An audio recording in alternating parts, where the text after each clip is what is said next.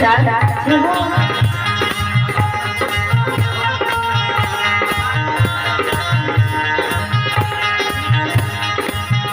रे दुश्मन गाम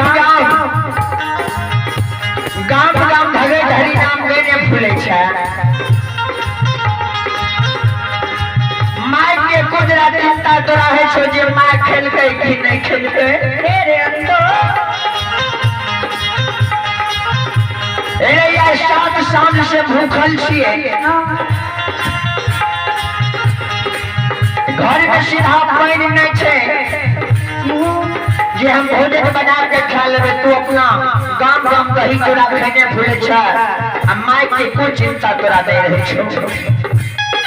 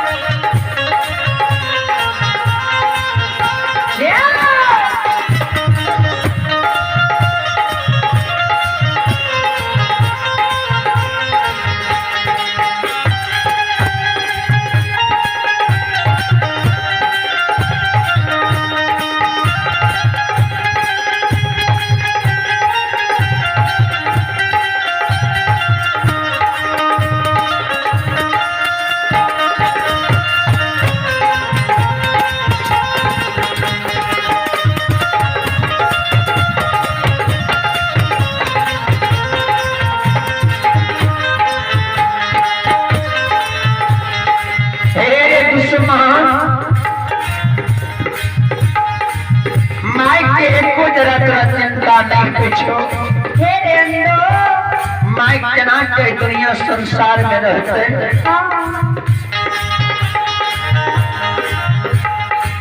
रे दाना फुलबारी सूख गेलो ये तोरा चिंता नहीं छो दाना फुलबारी सूख गेलो जे दाना से फूले गोरम फूले महिरा फूले बीच मुकमा में गुजर करे रे दोनों फुलबारी सूख गेलो ये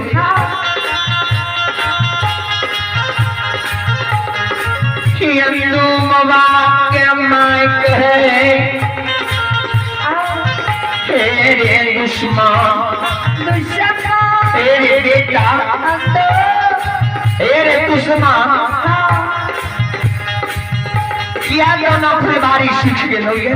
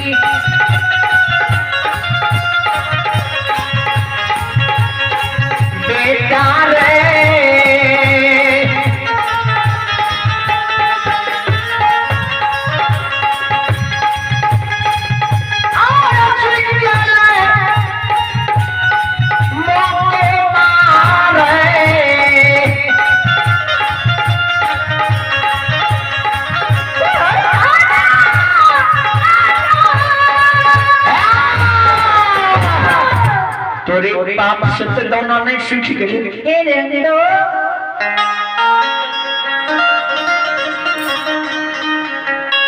गाँव समाज में लागै छी केकरो धान के तू याही देलिए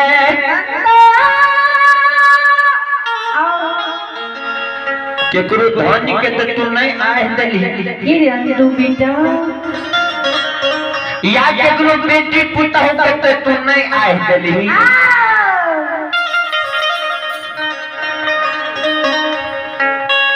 हे रे बेटा हे हो तोरे पाप से लागे छै दोनों फुलवारी सूख गेले अनदू बेटा कोनो पाप ऐ मुकमा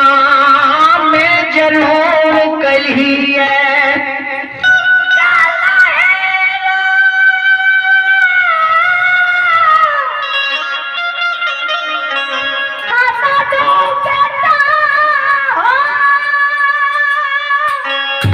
पाप तो कहीं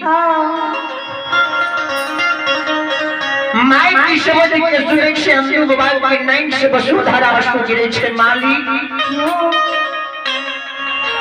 ए धर्मराज बाबा एक माता जी एक हम कोनो पाप नहीं के लिए ये नहीं केकरो धन के आहलिए नहीं केकरो धन के आहलिए नहीं केकरो बेटी पुतहु के आहलिए माता जी अझूठे गए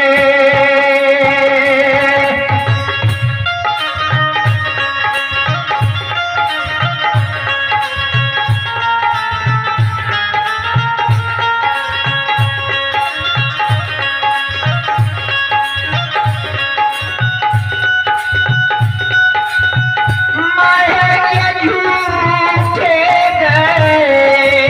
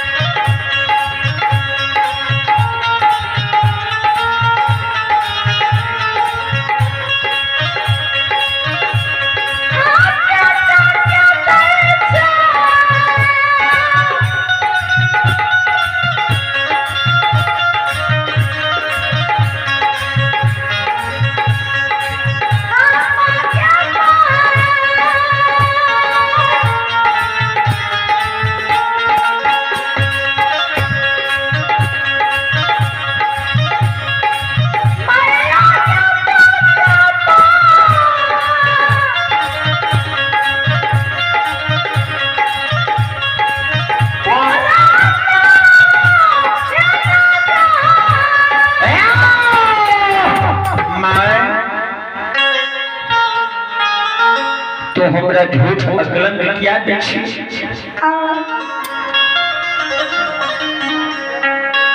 ऐ मोकमा नगरी में माहे के हमने केकरो धन के आहलिए के माता जी नहीं केकरो बेटी पुत्र के आहलिए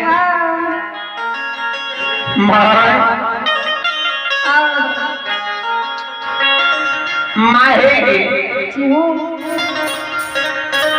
सजन वृंद हे माँ बहन बाबू ही शुभ ध्यान से सुनबे तो झूठ की अकलन हमरा दै छी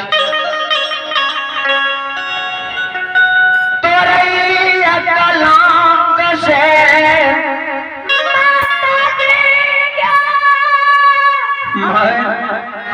मैं दुनिया संसार में हम मर गए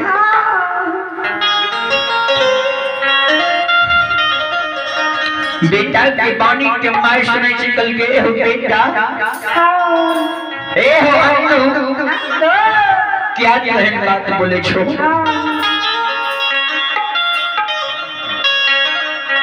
सजन वृंद बाबू ये बात है जिसमें अज्ञान के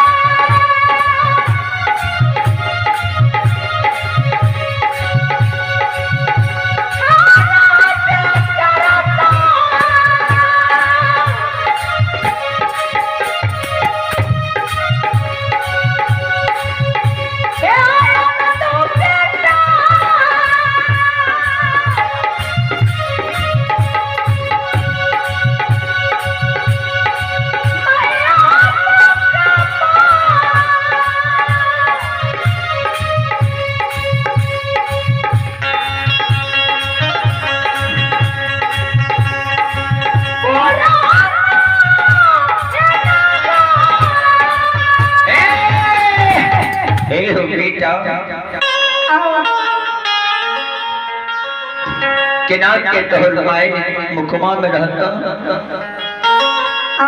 तुझे मर जीवा कल की माए की माता जी तोहर बात तोहर बचन लागे हमरा कलेजा में छेद करे छे।